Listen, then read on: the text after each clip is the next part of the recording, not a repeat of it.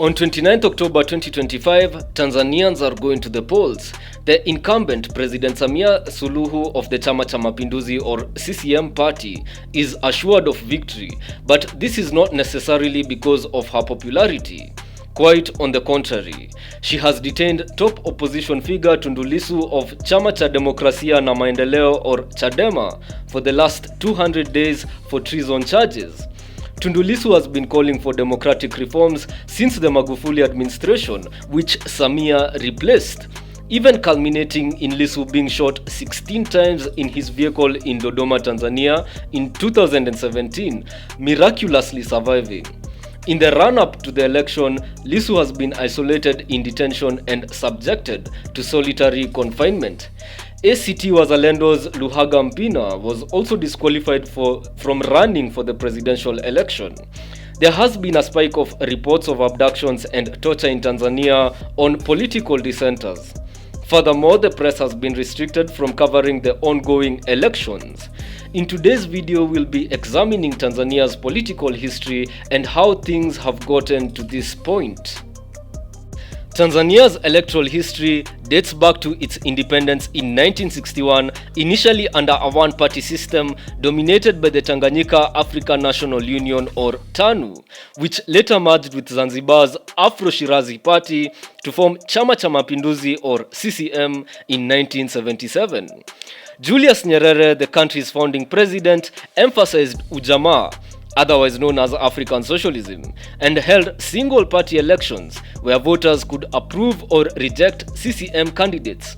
But true competition was absent. These early polls were more about affirming the ruling party's control than democratic choice, with high voter turnout often engineered through mobilization efforts. Multi-party politics was introduced in 1992 amid public pressure, leading to the first competitive general election in 1995. CCM's Benjamin Mkapa won the presidency with about 62% of the vote amid allegations of irregularities. Subsequent elections in 2000 saw Mkapa re-elected. 2005 marked Jakaya Kikwete's victory, and in 2010 Kikwete's second term followed a similar pattern. CCM retained power with majorities of about 60 to 80%, while opposition parties like Chama cha Demokrasia na Maendeleo or Chadema and the Civic United Front or CUF gaining ground, especially in urban areas and Zanzibar. These polls were overseen by the National Electoral Commission or NEC, with voters electing the president directly. You see, in the electoral system, the president only requires a simple majority. The 2015 election marked a turning point, with CCM's John Magufuli narrowly defeating Chadema's Edward Lowassa with a split of 58% to 40% of the vote amid claims of rigging. Magufuli's term intensified authoritarianism with crackdowns on opposition and media. The 2020 election under Magufuli was widely criticized as the most flawed. He claimed 84% of the vote. Opposition leaders were arrested, internet shutdowns occurred, and observers reported ballot stuffing and violence. CCM secured over 80% of parliamentary seats, effectively marginalizing rivals. This era eroded democratic norms, setting a precedent for repression that contrasted with the more open contests of the 90s and the 2000s. Samia Suluhu Hassan, who was Magufuli's vice president, ascended to the presidency on March 19, 2021, following Magufuli's sudden death from heart complications, though there were speculations of COVID-19 involvement. As Tanzania's first female president and a Zanzibar native, she initially sparked optimism for change. Early actions included lifting media bans, releasing some political prisoners, and publicly receiving a COVID-19 vaccine in July 2021 to launch the national rollout, reversing Magufuli's anti-vax stance. By March 2022, about 4.5 million doses had been administered in Tanzania. She also engaged in diplomatic outreach and economic initiatives like infrastructure projects, which boosted their GDP from $69.7 billion in 2021 to $85.42 billion by 2023. Supporters initially praised her for stabilizing the economy post-Magufuli and fostering reconciliation with opposition figures. However, by late 2021, cracks emerged. Critics noted continuity in repression, with opposition rallies facing restrictions and human rights groups reporting ongoing harassment. In her first 100 days, while she eased some COVID policies, reforms like electoral changes stalled, leading to accusations of superficial changes masking authoritarianism. Welcome to Politicals 254. Here we discuss law, power, and politics. Like, share, subscribe, comment, and support us on the M-Pesa till below. Let's get on to business.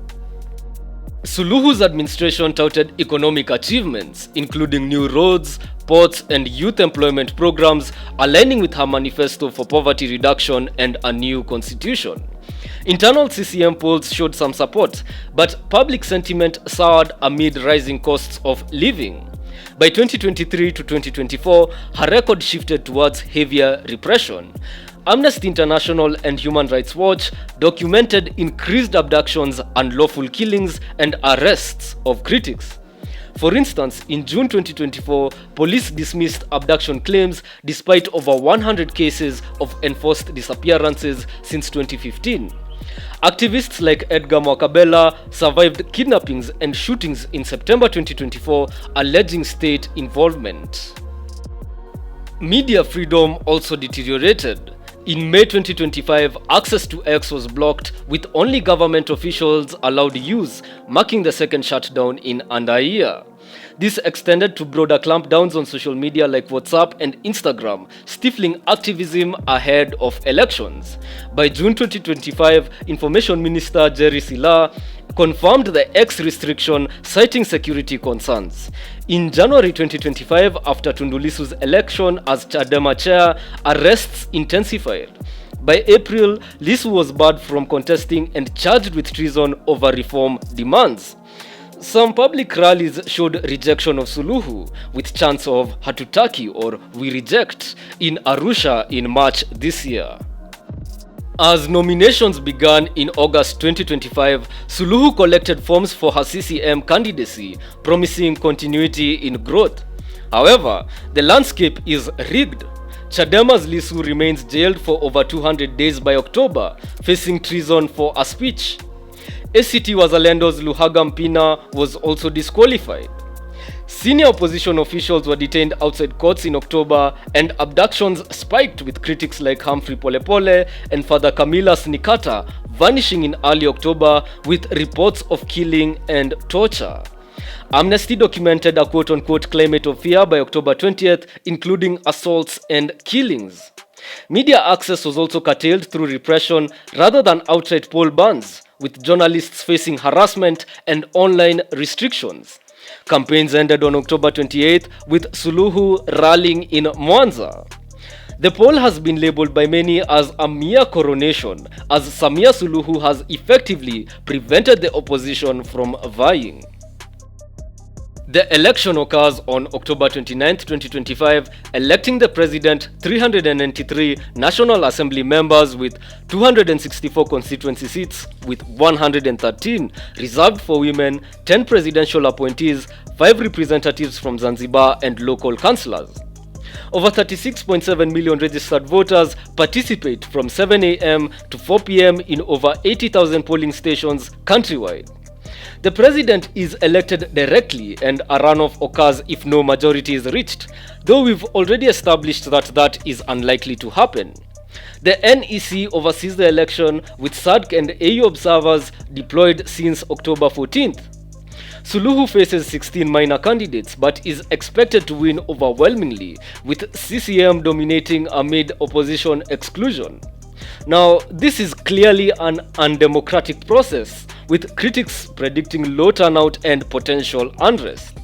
Results are anticipated within days, potentially cementing Samia's rule, but at the cost of eroded legitimacy.